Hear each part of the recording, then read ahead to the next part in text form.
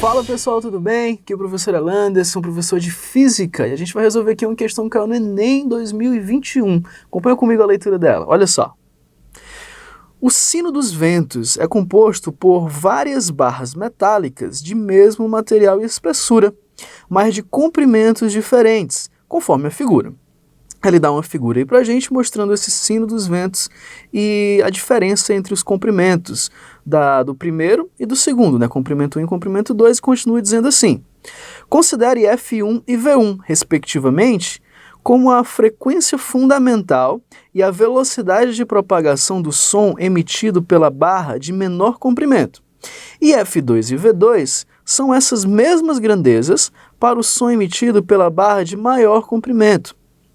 As relações entre as frequências fundamentais e as velocidades de propagação são, respectivamente...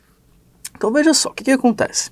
Aqui a gente tem esse sino dos ventos e cada um desses sinos é uma barra.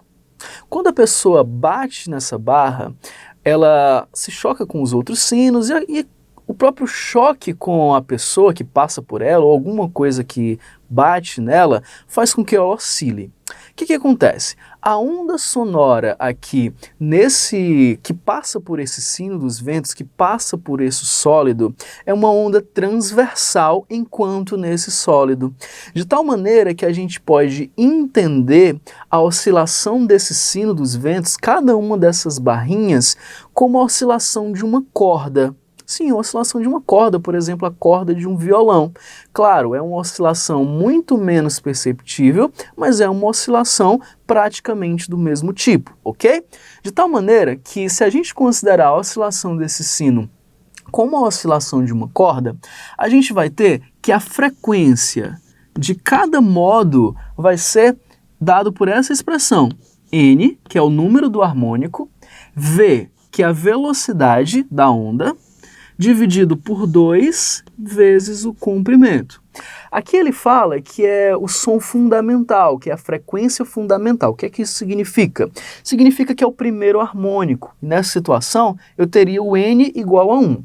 Mas isso não vai interessar para a nossa questão. O que a gente precisa entender é o seguinte, veja só. A frequência vai ser inversamente proporcional ao comprimento.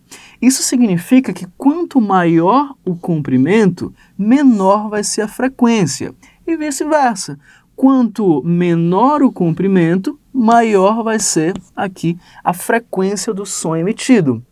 Então uma coisa a gente já tem certeza, como o comprimento do sino 2 é maior do que o comprimento do sino 1, inverte, ó. Se o comprimento do sino 2 é maior, a frequência dele vai ser menor. Então a gente pode escrever que a frequência do 2, como é maior o comprimento, ela vai ser menor do que a frequência do 1, ok? Frequência do 2 menor do que a frequência do 1. Ok, professor. Então a gente já tem aqui algumas alternativas que falam isso, ó. Por exemplo, a D fala isso, que a frequência do 2 é menor do que a do 1, consequentemente, para ficar igual, a frequência do 1 é maior do que a do 2, mas tem outra que fala isso, ó. Ainda tem a E. A E também fala isso, que a frequência do 1 é maior do que a do 2.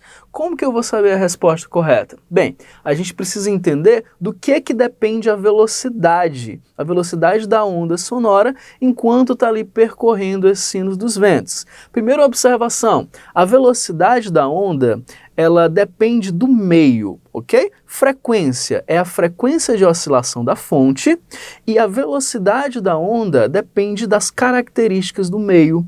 Como esse nosso sino dos ventos, cada hastezinha dessa é composta do mesmo material que outra e ele está imerso no mesmo meio que é o ar, e a velocidade, por sua vez, depende só das características disso que a gente está falando, eu vou ter exatamente a mesma velocidade tanto para a barra maior como para a barra menor. Afinal de contas, as duas são feitas do mesmo material e estão imersas aqui em um mesmo meio, que é o ar.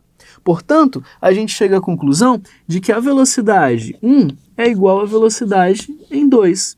Então, essas daqui são as características, olha só, que a gente tem que procurar nas nossas alternativas. E se a gente analisar, A nossa alternativa D diz exatamente que a frequência de 1 é maior do que a frequência de 2 e diz que a velocidade em 1 é igual à velocidade em 2. Portanto, essa nossa alternativa D é a nossa resposta, a resposta dessa nossa questão. Bom, pessoal, espero que tenham entendido. Grande abraço. Tchau, tchau.